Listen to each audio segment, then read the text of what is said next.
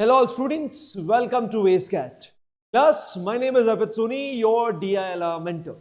Class, today I'm here with the series of CMAT Logical Reasoning and DI part as well. So, CMAT 2025 is going to be conducted on 25 January. और जब तक हम कुछ sessions plan करने वाले हैं जो कि डेफिनेटली सर हमें क्लैरिटी देंगे related to the logical reasoning section as well as few DI sets as well. देखो आपका जो क्यूए वाला पार्ट है ना में डीआई भी आता है, कुछ डीआई आता है लाइक कभी कभी बार ग्राफ, पाई चार्ट या टेबुलर चार्ट एटसेट्रा. तो I will be taking 20 questions in each session. These are going to be recorded session due to some issues. We can't conduct all these sessions into live format, but no issues. Content तो वही रहेगा, delivery भी वही रहेगी, तो level भी वही रहेगा. बस game is कि you're watching this as a recorded lecture. बस आपके साथ interaction नहीं. Okay. तो 20 questions में से इस तो सेशन में जब मैं बात करता हूं तो there are going to be 17 LR के क्वेश्चंस एंड 3 टीआई के क्वेश्चन. ठीक है, ये टेबुलर चार्ट पर बेस्ड है. तो we are going to solve 20 questions. Each time I am going to display the question in front of you. You are going to pause the video and first try the particular question by yourself first, and then you are going to continue to watch in order to watch the solution part. Got it? Idea लग चुका तुम लोगों को पक्का. इसी तरह से अपन ने कैट को भी अच्छे लेवल पे फाड़ा था. तो बस the only thing I'll ask you for is that you subscribe to this channel because we are bringing some highly powerful content which is really valuable from exam perspective. So let's start today's session. Okay, so the very first question that we have in front of us is going to be based on statement and assumption, and I want you to pause it. Then I'd like to solve this game. So, question is trying to say that there's a statement. The government has decided to relocate all the brick kilns away from the city. जितने भी brick kilns हैं उनको relocate कर रहे हैं outside the city, away from the city. ये brick kilns क्या होते हैं? इनको अपन ईंटों का भट्टा कहते हैं. In Hindi we call them भट्टा. भट्टा अगर आप देखो, अगर आप मेट्रो सिटी में रहते हो तो आपको देखने को नहीं मिलेगा. But if you live in tier 3 city or 2.5 city or you live in villages, you'll definitely see brick kilns. Okay, तो ये क्या कहना चाह रहे हैं कि sir government has decided to relocate all the brick kilns away from the city. ठीक है, अब स्टेटमेंट और assumption का मीनिंग क्या होता है? Sir assumption is any information that I take for granted. assumption is any information जो मुझे सर पता है तब पता लगी जब आपने मुझे स्टेटमेंट बताया. मतलब you are somewhere trying to say कि जो आपने मुझे बात बताई उसी में ही ये बात हिडन थी. That is known as assumption. Let's try to read the assumption number 1. Pollution in the city is being caused only because of the brick kilns in the city. अब देखो जैसे मैंने इसको रीड किया मुझे ये कहां से पता लग रहा है कि पोल्यूशन जो सिटी में सिर्फ इसी से ही हो रहा है. तो हमेशा याद रखना ओनली जैसा वर्ड जो होता है ना असम्पशन में, ये हमारी हालत को खराब कर देता है. Because only is extreme. It is extreme and we are not going to choose the extreme cases. But it हमें एक्सट्रीम केसेस नहीं चाहिए. वी वांट द लॉजिकल और जनरलाइज्ड फॉर्मेट. ठीक है, चलो. Second, workers shall be able to travel daily to the new site of the brick kilns. Yes sir, this is true assumption. देखो हमारी government ने decide किया कि हमारे ब्रिक किल्न्स जो है वो अपन सिटी से दूर कर रहे हैं. ठीक है, तो जो वर्कर्स है दे शैल बी एबल, मतलब वो they will be able to travel daily to new site, मतलब वो ट्रेवल कर पाएंगे उस जगह. इस बात को तो अज्यूम करना पड़ेगा ना. सोचो अगर वर्कर्स ही नहीं जा पाते तो क्या मैं रिलोकेट करता? नहीं करता. तो दिस असम्पशन इज ट्रू कि जैसे आपने मुझे कहा कि सर उसको रिलोकेट कर रहे हैं, इसका मतलब सर जो नई लोकेशन है वहां पर मेरे वर्कर्स जा पाएंगे. इसको तो मैं अज्यूम करके चलता हूं, तभी जाके तो बात बन रही. तो second one is going to be true. So appropriately the most appropriate answer is second, where only assumption second is. I hope आपको क्लैरिटी मिली होगी and I want you guys to write your marks. अपने notebook में marks लिखते चलना. At the end in the comment section I want marks from your side. 20 में से आपके कितने मार्क्स आए? करेक्ट. चलो let's see. Second game. Second is going to be kind of order and ranking वाला गेम. सर क्या बोला गया है? Let's see. Sir each of the 5 balls such as red, blue, yellow, black and green is of different weight. It is known that. So I want you to pause this video, try this. So we have 5 balls with us. Black ball is heavier than red and blue. Red और blue से blue तो heavy कौन है? Black. Okay, yellow ball is lighter than red, red से lighter कौन है?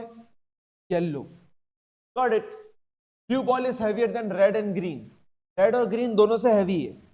एक काम करते हैं, रेड से भी है और ग्रीन कॉमा लगा देते हैं, कॉमा लगा देते हैं green. Which ball could be the lightest one, कौन सी लाइटेस्ट है इनमें से, कौन सी लाइटेस्ट है? अब देखो ब्लैक हो नहीं सकती, ब्लू हो नहीं सकती, रेड भी नहीं हो सकती। रेड क्यों नहीं सर? क्योंकि रेड येलो से तो बड़ी है। अब सर दो कंपैरिजन मुझे नहीं गिवन है, मतलब एक कंपैरिजन नहीं गिवन है कि ग्रीन और येलो का क्या रिलेशन। ग्रीन और येलो सबसे कम आ रहे, दोनों कम आ रहे, लेकिन मुझे नहीं पता कि इन दोनों में से लाइटेस्ट कौन है। तो my answer is going to be either green और येलो, येलो या ग्रीन जैसा भी बोलो, this is going to be the most appropriate. Some of these are PYQs, some of these are maybe those questions kind of most expected questions. See, LRDA में ये जो भी competitive exam है इनमें कभी भी क्वेश्चंस रिपीट नहीं होते, हमें सिर्फ उस पैटर्न को समझना है, हमें उस गेम को समझना है, इस बात को समझे, गॉट इट? चलो next question, a question based on Venn diagrams. Simple, मतलब simplest question on Venn diagram is this. So in a college 200 students are randomly chosen, 140 like T, ये T का सर्कल कितने 140, and 120 like coffee, 120 like coffee, coffee is 1, and 70 like both, 70 like both, so 70, so this is going to be 70 and this is going to be 50, the game is sorted. How many like neither tea और coffee? किसको T और coffee पसंद ही नहीं, मतलब जो इस circle के बाहर है। देखो 70 प्लस 70, 140 प्लस 50 कितना होता है? 190, तो 190 students are liking something, either they are liking coffee, tea और बोथ। तो द रिमेनिंग 200 में से जो 190 लाइक करते, तो remaining 10 students are going to like neither of these, so option D is the most appropriate. Got it? Game आया समझ में? Sorted game. चलो नेक्स्ट की बात करते हैं। Complete the series, alphabetical and alphabetical series पर based question है, and it is an easy one man. I want you to pause it and write your appropriate option. Yes, क्या answer है आप लोगों का?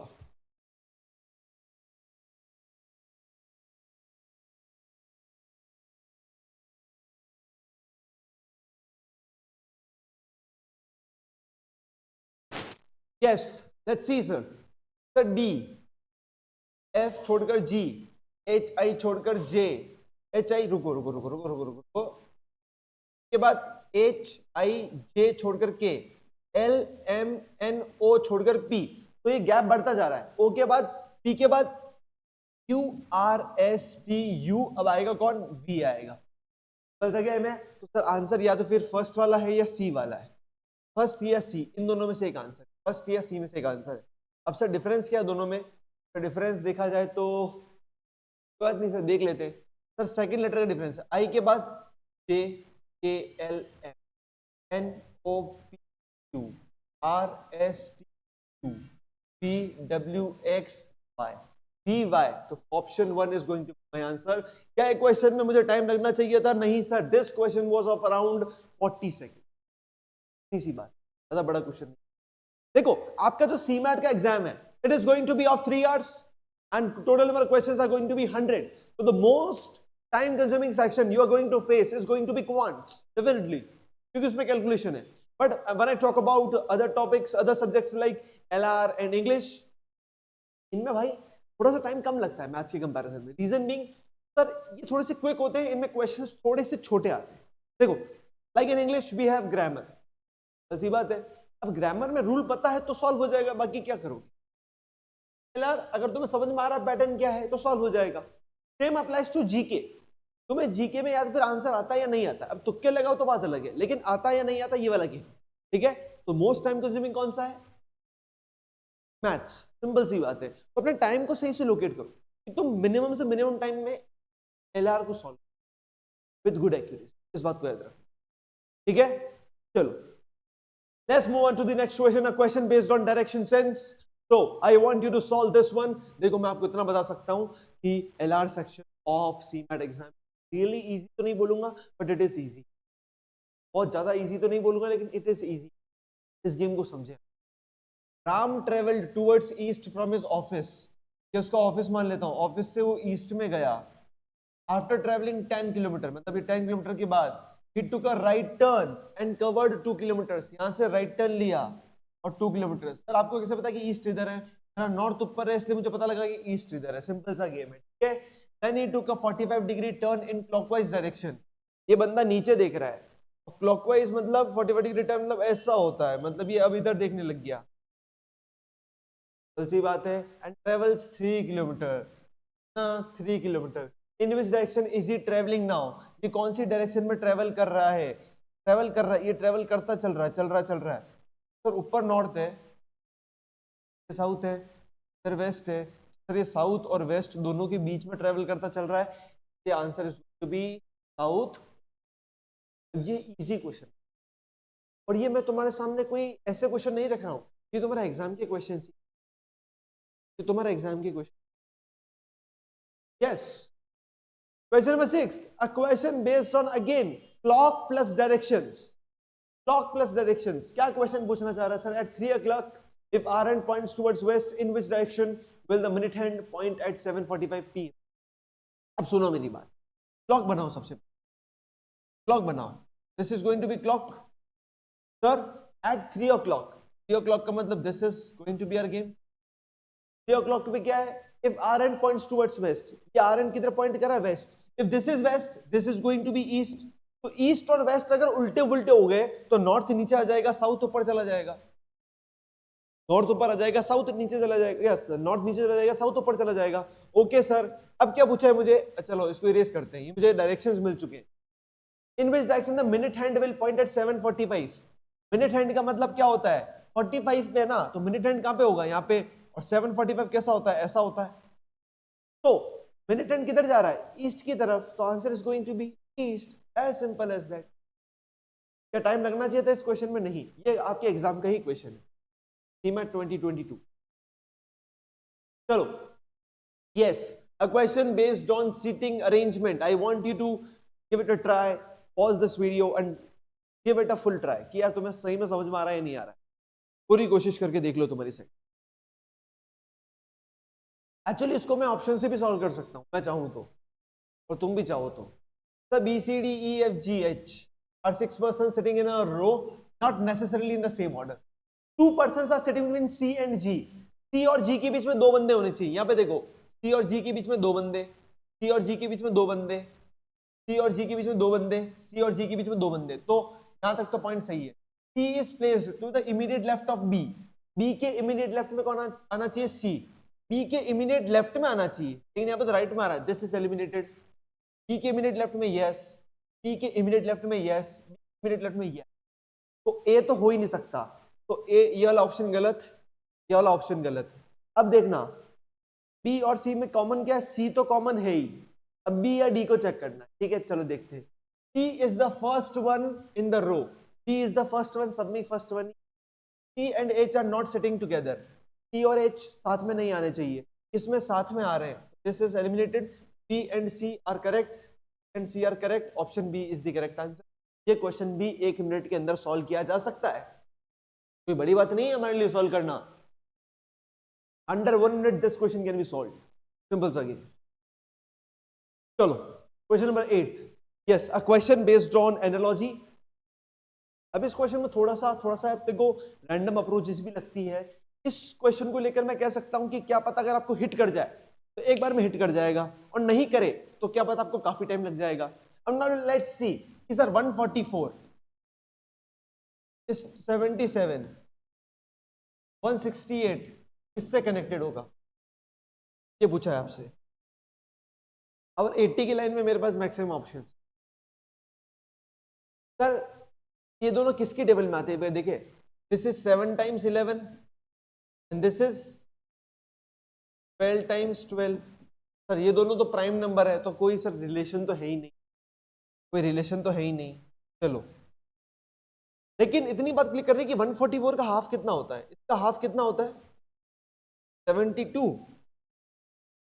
हाँ, 72 में अगर मैं 5 ऐड कर दूं तो 77। सर एक बार इधर भी चेक करते हैं, इसका हाफ कितना होता है? सर 84 ही होता क्या? 8 और 4 में 5 ऐड कर दो तो 89। क्या ऑप्शन में है? हाँ सर, 89 ऑप्शन में। क्या ये अप्रोच सही है? सर बिल्कुल सही है, इसमें क्या दिक्कत है? क्या दिक्कत है इसके अंदर? इसका हाफ किया, प्लस 5 का हाफ किया plus 5 and the game is sorted. अब sometimes these questions can be considered as speed breakers, क्योंकि ऐसे क्वेश्चंस कभी ना कभी हमारी स्पीड को ब्रेक करने के लिए भी आते हैं. आप किसी ना किसी क्वेश्चन में अटको ताकि आपका टाइम वेस्ट हो, और टाइम इज मनी, तुमको भी पता है. चलो question number 8 again, question number 9 actually.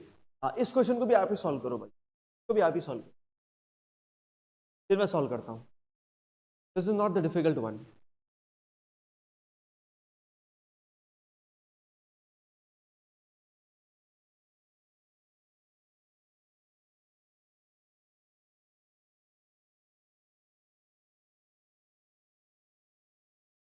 देखो, a device classifies numbers according to the following criteria. The number must have, तो नंबर में कुछ ना कुछ होना चाहिए. a number has 5 digits. तो क्वेश्चन क्या है, which of the following could be the correct according to the conditions. तो 5 डिजिट्स, तो पांचों में, चारों में 5 डिजिट्स है. Yes, correct correct. First and last digits are perfect squares. First और लास्ट परफेक्ट स्क्वायर्स होने चाहिए. 1 भी परफेक्ट स्क्वायर है, 4 भी है, 9 और 4, 4 और 9, 9 और 4. तो मतलब first and last digits are perfect squares, no issues at all. Perfect square समझते हैं, like 1 4 9. लेकिन 1 4 9 ही हो सकते बिकॉज यहाँ पे सिंगल डिजिट की बात हुई है. ठीक है. The middle digit is an odd number and it is addition of the first and last digit. Middle number odd number है क्या, तो ऑड 1 2 3 4 ऑड है, and it is addition of first and last digit. तो 1 + 4 5 आ रहा है क्या, आ रहा है. 9 + 4 5 आ रहा है क्या, नहीं आ रहा है. 4 + 9 5 9 आ रहा है क्या, नहीं आ रहा है. 9 और 4 5 आ रहा है क्या, नहीं आ रहा है. तो A option is the correct. और लास्ट वाला पॉइंट क्या है, second and the fourth digits are the difference between first and third digits. Difference between first and third digit क्या लिखा है यार, second and fourth digits 4 and 1 जो है are difference between first and third. First और third का difference is 5 - 1 is 4, and third and fifth 5 - 4 is 1. हाँ, बात सही है. तो it is also acceptable in the first case. तो आप देख सकते हैं कि यही आंसर हो. अब ये क्वेश्चन भी यार मेरे को लगता है कि मैक्सिमम 1 मिनट का सेट. तो ऐसा नहीं कह रहा हूँ कि यार भाई कोई भारी क्वेश्चन था ये. एलआर में अपन ने इतना पढ़ा है यार. जब अपन ने कैट के डीआईएलआर के अंदर 100 सेट सॉल्व किए थे तो बहुत कुछ तोड़ दिया था अपन ने लेवल पे. Now I am not trying to say कि यार इनका कोई लेवल नहीं. मैं आपको ये बता रहा हूँ कि अपन ने उस लेवल को टच किया तो ये क्वेश्चंस कितने डुएबल है. अब यहाँ पर गेम है स्पीड का यार, इस बात को ध्यान रखना. ये इजी क्वेश्चन है, ये आपके एग्जाम का क्वेश्चन है, मैं मजाक से हटके बता रहा हूँ. ये इजी क्वेश्चन है कि सर्कल और सरकमफेरेंस. अब सर्कल की सरकमफेरेंस क्या होती है, actually circumference is what, the length of the circle. तो अपन पैरामीटर भी कहते हैं. सर्कल की सरकमफेरेंस मतलब उसकी लेंथ. अब स्क्वायर का एरिया नहीं सर, स्क्वायर का एरिया नहीं, स्क्वायर का पेरीमीटर निकालो. रेक्टेंगल का पेरीमीटर यस. सिलेंडर का वॉल्यूम नहीं. प्रिज्म की साइड्स नहीं. पेरीमीटर मतलब उसकी साइड्स की लेंथ निकालनी है अपन की, आउटर साइड्स की लेंथ निकालनी. That is going to be the relation between. चलो 11th question, find the odd one among the following. Yes, tell me please everyone.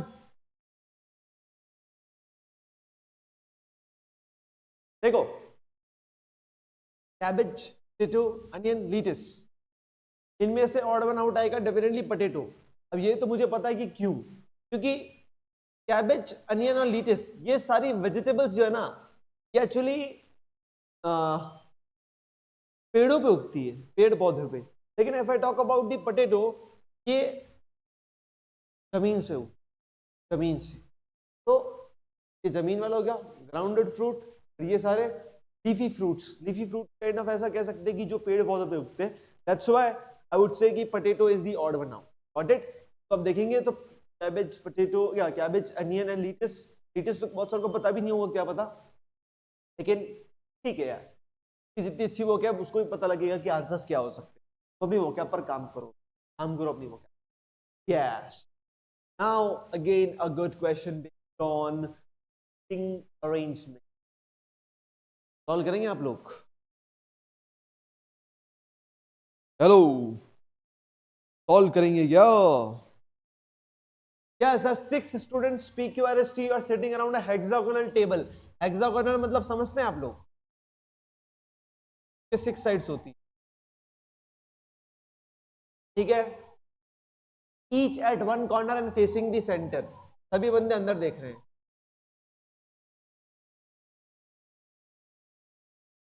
P is second to the left of U। अगर मैं U को यहां मिटाता हूं तो U का first and second left कौन है? P है। Okay, Q is neighbor of R and S। तो Q अगर नेबर है R और S का, तो Q R और S के बीच में आना चाहिए। तो सर Q यहां पर तो आ नहीं सकता, Q यहां पर भी नहीं आ सकता, Q को तो यहीं पे आना पड़ेगा ना, क्योंकि दो बंदे की स्लॉट फ्री होना चाहिए R और S के लिए। R और S यहां पर फिट हो जाएंगे। R और S अगर यहां पर फिट होंगे तो मैं क्या लिख सकता हूं, एक और बात, यहाँ पर T आ जाएगा बचा हुआ। अब क्या लिखा हुआ है? T is second to the left of S। तो S को यहाँ रखो, तो S का first and second left T, और यहाँ पर R को लिखो। Who is to the right of R? R के जस्ट राइट में कौन है? P है। Answer is going to be B। समझ में आया तुमको केस में क्या बोलना चाह रहा हूँ? दिस इज इजी सिटिंग का पजल। क्लियर है पॉइंट? चलो कोई भी डाउट आए तो कमेंट सेक्शन में लिख देना। साथ साथ में मार्क्स देते चल रहे हो ना, मार्क्स देते चलना अपने आप को। Yes, a question based on blood relations. तुमको एक टिप देता हूं, ब्लड रिलेशन के क्वेश्चंस को जब भी रीड करो तो सबसे पहले ये पता लगाओ कि पता किसको लगाना है। How is D related to A, ये पूछा ना, बाकी लोगों को भूल जाना। How is D related to A, ये पूछा है, ठीक है सर। क्या करेंगे सर अपन? A is sister of B is father in law.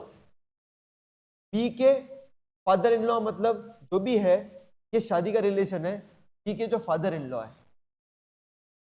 तो A is sister of B is father in law, B के जो फादर इन लॉ उनकी सिस्टर कौन है? ए है।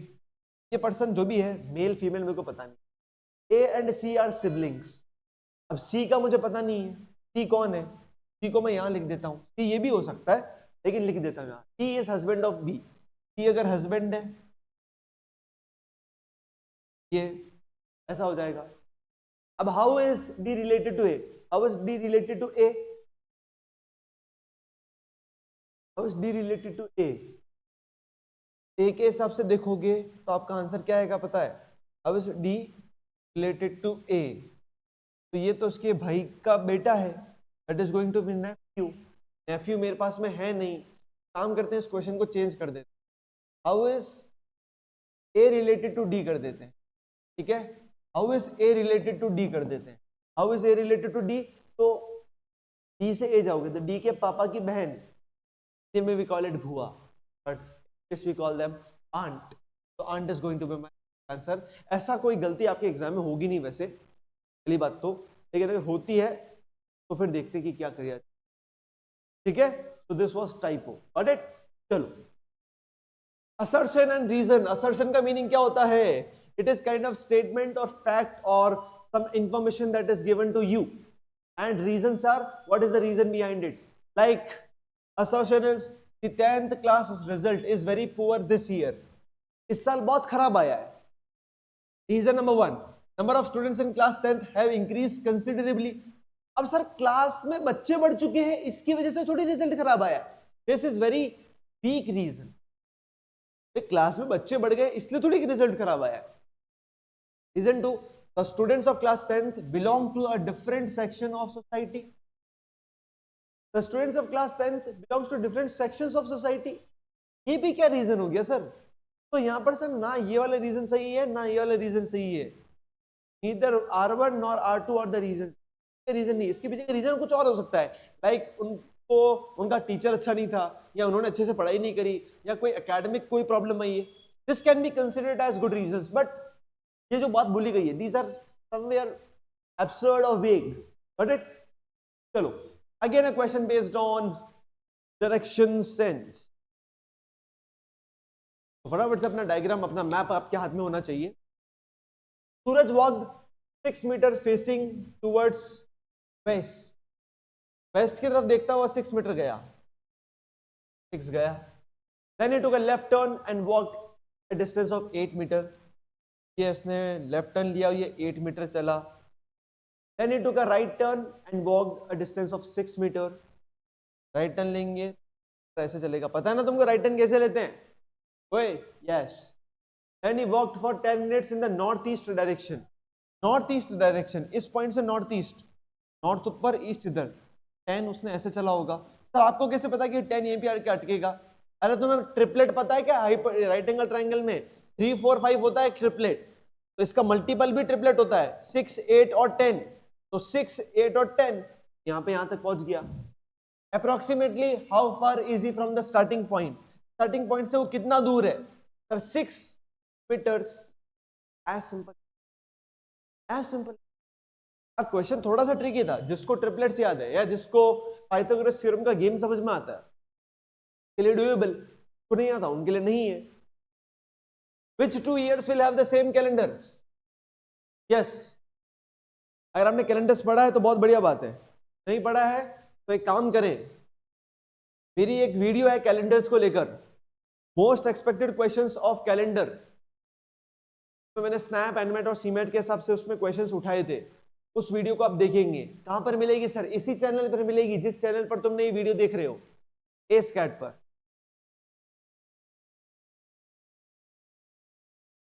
ठीक है, तो sir which 2 years will have the same calendar? तो आपको कैलेंडर का रिपीट वाला समझ में आना चाहिए। लाइक 1947, 1947 जो है ये क्या है? लीप ईयर प्लस 3 है। तो सर ये 11 साल में रिपीट होता है, 11 साल में तो 1958 इसका सेम टू सेम होगा। तो 1947 और 58 सेम है क्या? Yes, A option is the correct, बाकी सारे गलत। ये कोइंसिडेंटली मेरे साथ फर्स्ट वाली बैठ गया, इसलिए बहुत बढ़िया बात है।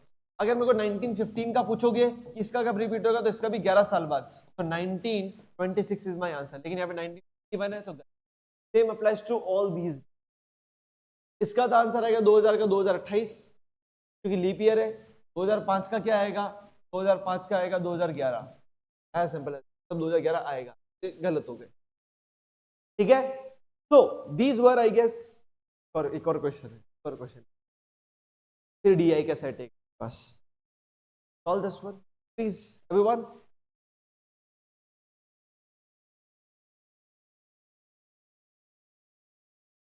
सर्टेन कोड, इसका मतलब इज लेस देन, इसका मतलब इज ग्रेटर देन, इसका मीनिंग स्टार का मतलब इज इक्वल्स टू। अरे क्या कर दिया? ए लेस देन बी, और डी का क्या है? Is equals to D. E hash B का मतलब क्या होता है? E is greater than B, is greater than B. This is the statement. Which of the following is true? कौन सा ट्रू है? इसको बेस मानकर कौन सा ट्रू है? इसका मतलब क्या होता है? D is less then A।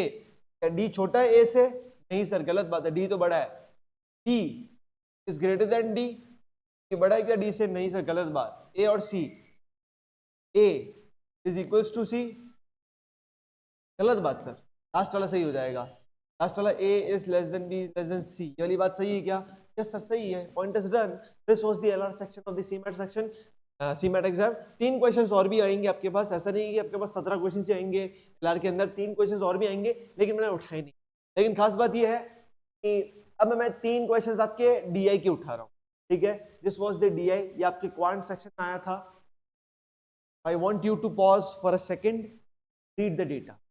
Pause कर लो, देखो मैं नहीं रुकने वाला हूं, तुम पॉज कर लो। फिर कहते हो भाई कमेंट सेक्शन में सर आप रुकते ही नहीं हो, कल सी बात है, पॉज कर लो या फिर, ठीक है।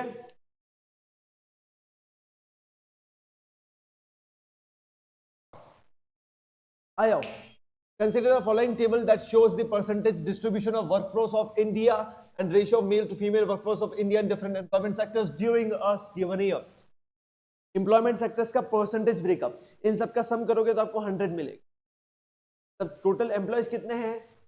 60 lakhs। 60 lakhs को मैं 600 काउंट कर लूं क्या कैलकुलेशन के लिए? तो मैं मान के लेता हूं कि 600 क्लाइंट्स, 600 ही है मेरे पास में, ठीक है। 60 lakhs नहीं, मैं 600 ही कंसिडर करता हूं, ताकि मेरे लिए गेम को मतलब क्वेश्चंस को सॉल्व करना आसान रहे, उसको मैं 600 कंसिडर कर रहा हूं। तो सर ये ओवरऑल परसेंटेज कितना हो गया? 100। तो 15% ऑफ 600, तो यहाँ पे कितने एम्प्लॉयज आएंगे? 9 एम्प्लॉयज आ जाएंगे। आ रहा है? 15% ऑफ 600, ऐसे निकालते निकालते अपन सही जगह पहुंच जाएंगे। 90 आएंगे एक्चुअली, क्या 90 आएंगे। Based on the data contained in the table, answer the question sector wise distribution वगैरह, ठीक है। यहाँ पे जो भी पर्सन आएंगे उसको मेल और फीमेल के रेशियो में डिवाइड करने का भी मुझे गिवन, लाइक 3:2, 5:3, ये सब कुछ भी मेरे को गिवन है कि रेशियो को कैसे डिवाइड करना है, ठीक है। तो ये मेरे सामने कुछ इंफॉर्मेशन है। Now we have a question number 18 with us. The number of male workforce in SA के अंदर मेल और एमए के अंदर मेल, इनको मिलाओगे तो is approximately what percent of total number of workforce in PT. PT का जो टोटल है वो कितना इक्वल आएगा इसके। एसए और एमए का टोटल देखते हैं सबसे पहले। एसए और एमए का टोटल देखते हैं। सर एसए का 12% है, 12% ऑफ 600 इज 72 मिला। और एमए इज 21%, 21% का मतलब होता है 126। अब इसमें मेल चाहिए, तो ऐसे में मेल सर 5:3 है, 5:3 है, तो किससे मल्टीप्लाई करूंगा? 5/8 से। ना भाई तुम लोगों को 5/8 से 9 टाइम्स 45। एमए के अंदर मेल 3:4 है, 3:4 है मतलब 3/7 से मल्टीप्लाई करूंगा, तो आंसर कितना आएगा? 7 से कट करोगे तुम कितना आएगा? 18 आएगा क्या? यस 4। तो इन दोनों का सम कितना आ रहा है? 9। पीटी का टोटल, पीटी कितना है? तो पीटी इज 19%, 19% ऑफ 600 इज, ये 60 लाख में 600 लिखा है, ठीक है। 600 इज 133, तो सर 99 डिवाइडेड बाय 133 को सॉल्व करोगे तो आपका आंसर आएगा। अब मैं उसको सॉल्व करूं, देखो यार वैसे बहुत क्लोज ऑप्शंस है, तो उसको तुम सॉल्व कर ही लेना एग्जाम में जैसा तुमको ठीक लगे। मैं तो अभी डायरेक्टली कैलकुलेटर से ही सॉल्व कर रहा हूँ, सिंपल सी बात है। मैं भी उससे सॉल्व नहीं करूंगा, अभी मेरे पास टाइम कम है क्योंकि बहुत क्लोज ऑप्शंस है।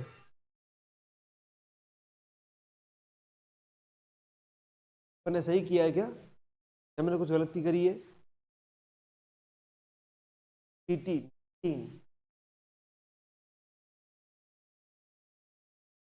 133 थोड़ी आएगा, क्या पूछा इन्होंने?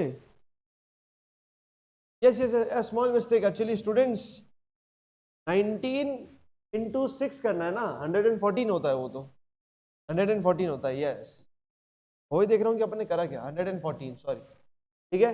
अब इसको करेंगे तो उसको अभी मैं एक बार कैलसी से कर देता हूँ आप लोगों के लिए, इफ इन केस कुछ गलत ना आए। 99 divided by 114, it is going to be answer is 86.8, so the closest option is 87%। Better है कि आप वहां पे किसी न किसी फटाफट कैलकुलेटर से क्या फटाफट डिवाइड करके चेक कर लो, सिंपल सी बात तुम्हें ही बता रहा हूँ, ठीक है। बाकी उसको स्मार्टली गेम खेलना तो मैं बता देता हूँ, बाकी स्मार्टली कैसे खेलेंगे। 99 को मैं 100 मान लेता हूँ, छोड़ो ना यार, कहीं को मानना है और तुम कर लो यार, छोड़ो। 100/114 करूंगा, कर लूंगा 1/14, छोड़ो, ठीक है, ज्यादा लंबा हो जाएगा, टेक्निक में दिमाग में आ तो रही थी, ठीक है। गेम आया समझ में? Okay let's move on to next game. Number of female workforce in SC and PR together.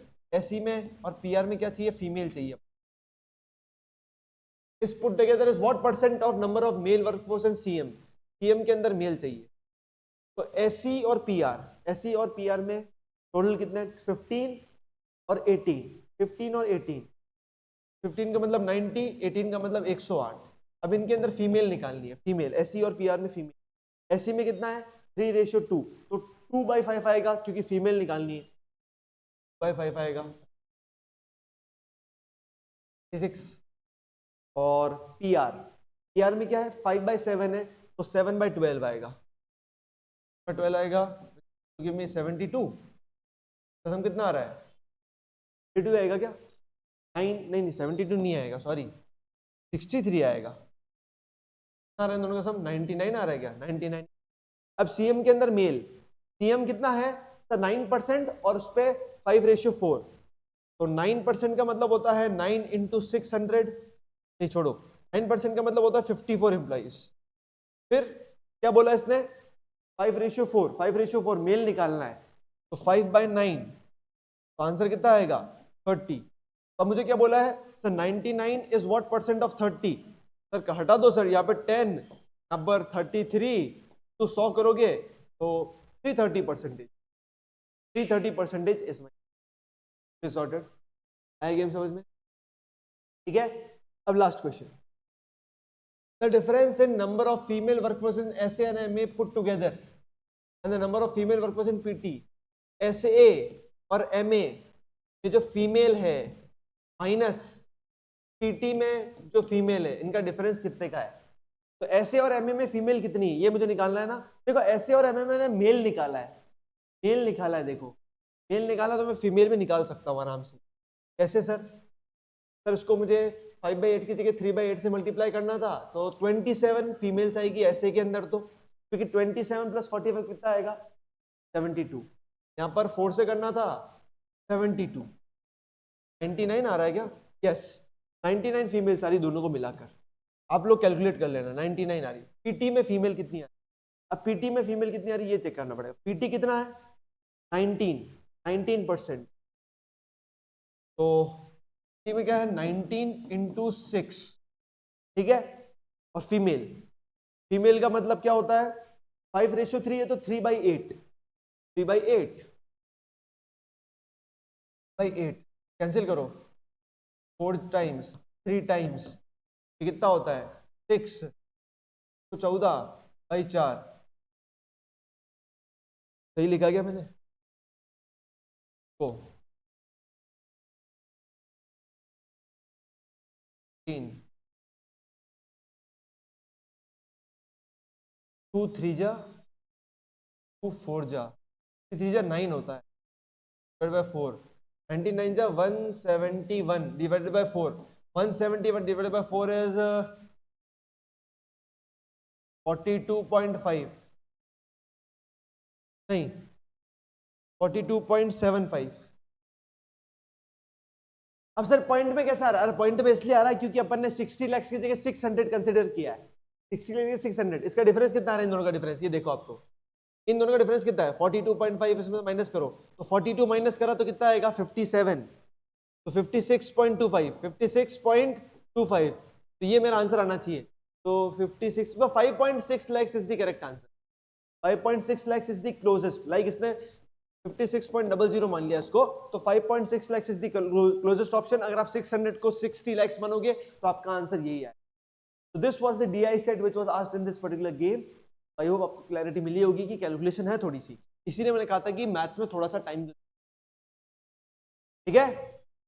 तो students that's all for today's session. Meet you in the next lecture में और भी 20 क्वेश्चन लेकर आऊंगा आप लोगों के लिए। So it's better you subscribe to this particular channel name as icon ASCAT, ठीक है। बात आई समझ में? My name is Arpit Soni, your DI mentor, and last बात about CAT 2025 is that we have launched our mission impossible batch। क्या होगा sir? Start to and भी तुमको पढ़ना है, जिस तरीके से पढ़ना है, विद द राइट मेंटरशिप, कुछ मिलने with the 99 percentile study material, test series with video solution, सब कुछ मिलने वाला है। If you are thinking of repeating for CAT, or if you are giving CAT 2025 for the very first time, then this is the right platform for you, because your team deserve better strategies and we are here to deliver. Got it? So meet you in the next lecture. Till then, keep learning, keep practicing, and all the very best for your exam. Bye bye.